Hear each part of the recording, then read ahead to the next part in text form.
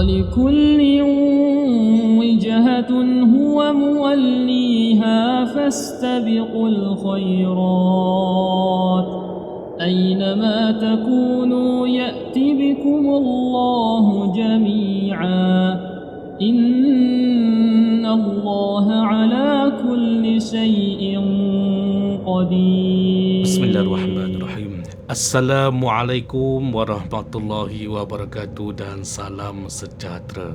Alhamdulillah kita diberi kesempatan hamba yang terpilih oleh Allah Subhanahu Wa Taala untuk berpeluang meraihkan bulan Ramadan tahun ini. Kisah kali ini agak pendek sebabnya untuk permulaan Ramadan ini memang saya sengaja untuk memulakan dengan kisah yang ringan-ringan dulu. Kemudian akan disusuli dengan kisah yang agak berat. Selepas itu, di hujung Ramadan nanti insya-Allah akan ditampilkan dengan kisah yang cukup berat untuk diterima akal oleh penonton kisah seram malam jin. Mari tanpa membuang masa kita terjah kisah yang berikutnya yang dilalui oleh saya sendiri, bukan orang lain. Kisah benar.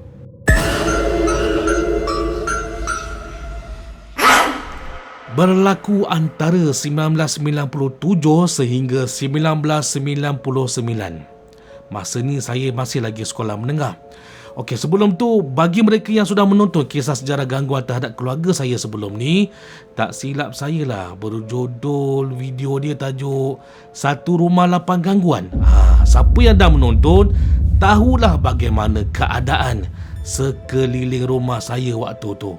Kiri, kanan, depan, belakang, semuanya kebun liar berhutan. Ketika itu, satu syarikat pemaju ni, dia dah beli tahu tanah sebelah rumah saya yang kebun liar ni. Kemudian dikorek-korek, ditabu-tabu pasir, ditanam-tanam konkrit. Jadi proses dan juga progres untuk menaikkan perumahan sudah pun dimulakan. Nak dijadikan cerita, ada satu malam tu dekat rumah hanya ada saya, seorang kakak saya dan juga kakak saudara saya bersama dengan anak perempuannya. Saya ulang lagi sekali ya, dengar baik-baik. Dekat rumah pada malam tu hanya ada saya, seorang kakak saya, seorang kakak saudara saya dan juga anak perempuannya. Kami berempat je. Mak saya dan juga adik-beradik saya yang lainnya wallahualam. Saya memang tak dapat ingat lah pada waktu tu mereka pergi mana. Kemudian suami kepada kakak saudara saya ni pun keluar pergi mana pun saya tak tahu. Jadi memang tak ada kat rumah. Yang hanya ada kami berempat je. Itu dia yang saya ingat. Kakak saya duduk seorang diri dalam bilik. Saya bersama dengan kakak saudara dan juga anak perempuannya duduk dekat ruang tamu sambil tengok TV. Kemudian saya bangunlah pergi ke tandas nak buang air kecil. Dalam tandas ni sedang buang air kecil ni, tiba-tiba saya dengar macam ada bunyi orang menangis tau. Serius babe, memang bunyi orang menangis. Seakan-akan macam tu lah bunyi. Bunyi tu saya cukup yakin datangnya daripada luar pagar rumah sebelah rumah saya ni, betul-betul dekat dengan tapak perumahan yang tengah buat tu. Tapi saya sedar, walaupun masa tu saya budak lagi dalam belasan tahun, saya masih lagi boleh beranggapan ini bunyi mustahil lah bunyi orang menangis ni. Bukan orang menangis ni. Tapi ini mesti bunyi anjing tengah sakit atau cedera ke, lebih kurang macam tu. Ataupun mungkin bunyi musang ke, kan. Jadi saya abaikan je lah bunyi tu. Dan selesai buang air kecil, keluar tandas, nak pergi semula ke ruang tamu nak tengok TV balik. Tiba-tiba je kakak saya ni yang dalam bilik tadi tu berlari keluar terus peluk kakak saudara saya dekat ruang tamu. Udah kenapa pula ni tiba-tiba keluar? Ada benda yang menakutkan dia ke? Kemudian kakak saya yang tengah peluk kakak saudara saya ni, dia ni ajukan soalan pada kami berdua.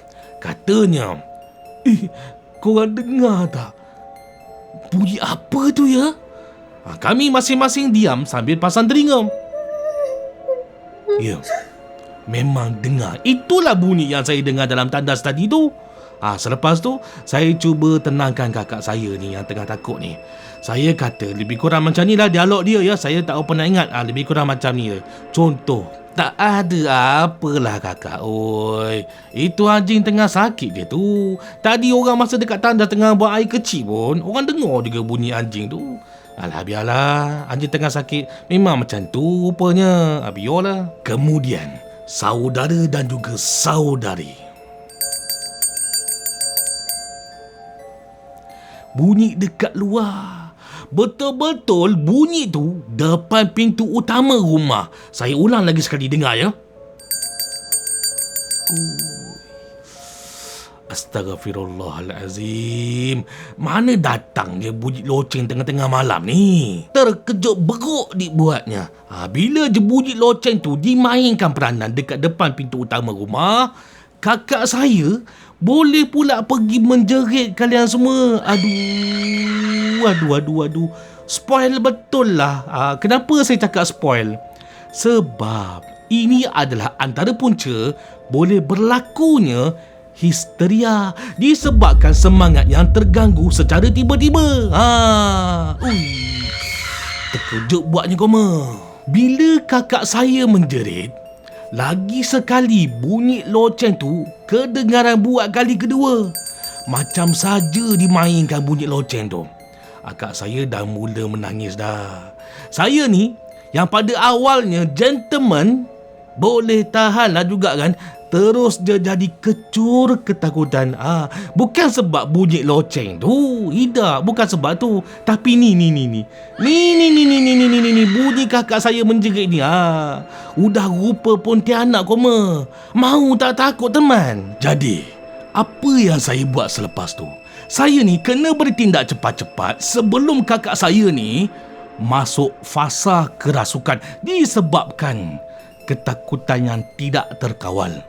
Maka tindakan pencegahan yang saya kena ambil secara tak langsung ni tanpa niat ya, tak sengaja, secara spontan. Saya terduku kepala kakak saya yang tengah menjerit ni. Kuat tau. Bukan main kuat saya duku. Bukan pelan ya. Ini tak sengaja. Tapi ketukannya, kejap, ni sebagai contoh. Ni seingat saya sebagai contoh. Kejap.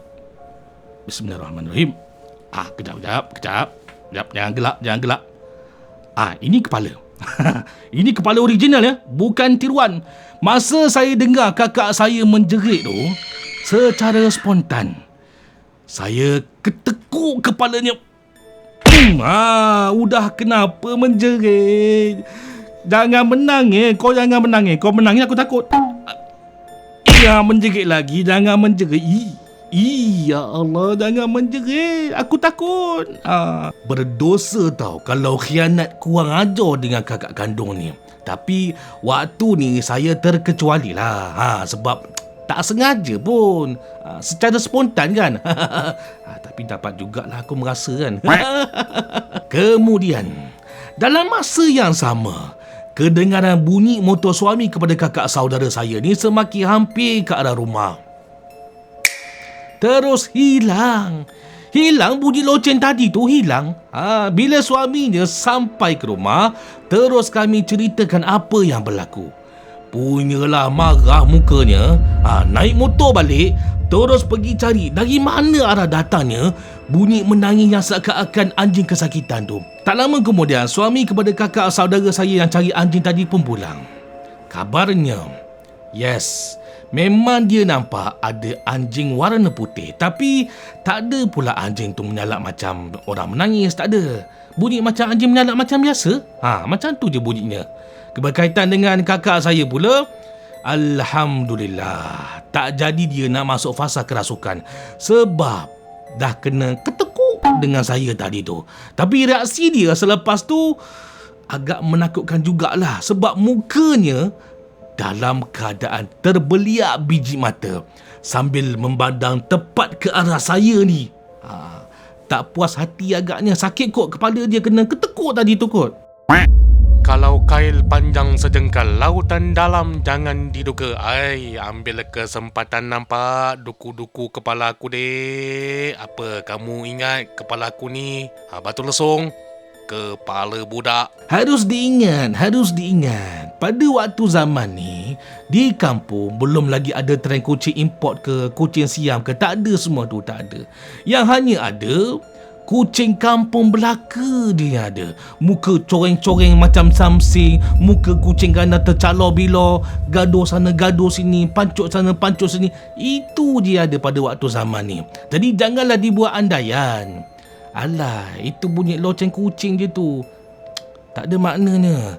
Apa yang saya dengar bukan loceng kucing yang sebesar ni tau, tapi boleh disamakan dengan loceng yang macam ni.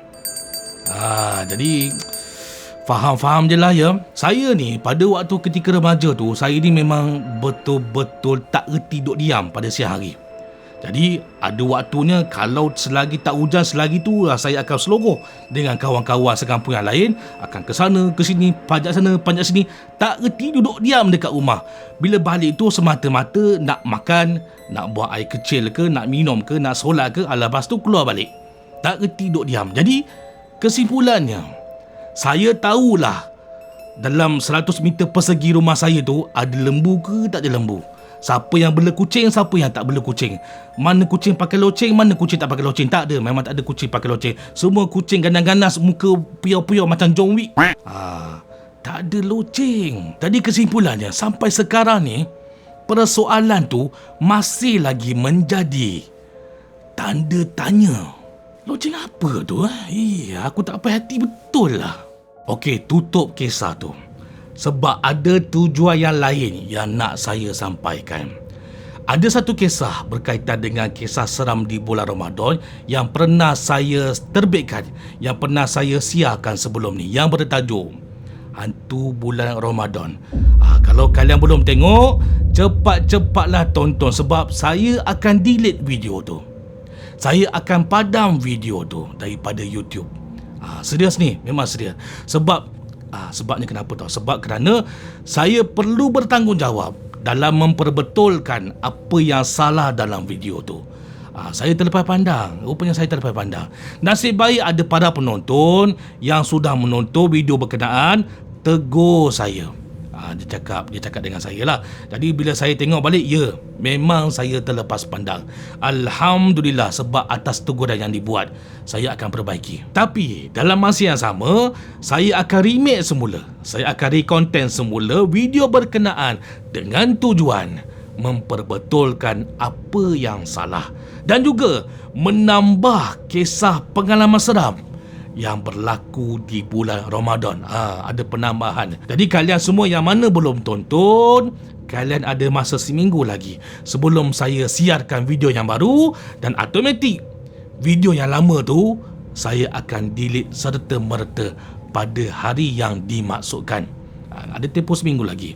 Kalian cuba tengok. Terima kasih banyak-banyak kepada kalian semua yang menonton untuk kisah minggu ni. Walaupun pendek dan juga kurang menyeramkan, tapi saya bagi jaminan ianya memang benar-benar berlaku dalam salah satu gangguan yang saya alami sendiri.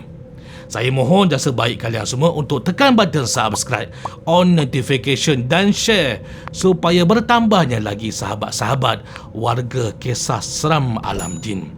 Saya ada sharekan link WhatsApp dalam description di bawah. Sekiranya kalau kalian nak sharekan sebarang bentuk perkongsian kisah seram dengan kami, InsyaAllah sekiranya diberi peluang, saya akan siarkan kisah pengalaman kalian satu persatu mengikut giliran. Akhir kata dari saya, selamat berpuasa dan juga selamat beramal ibadat dalam merebut pahala sebanyak mungkin dalam bulan Ramadan ini. InsyaAllah sekiranya diberi peluang, kita akan bersua lagi di minggu hadapan dalam kisah seram alam jin. Assalamualaikum warahmatullahi wabarakatuh. Jangan plastik hitam ya, kan aku ketekuk kepala tu garang. A'udzu billahi minasy syaithanir rajim. Wa nunazzilu minal qur'ani ma huwa shifaa'un wa rahmatun lil ولا يزيد الظالمين إلا خسارا.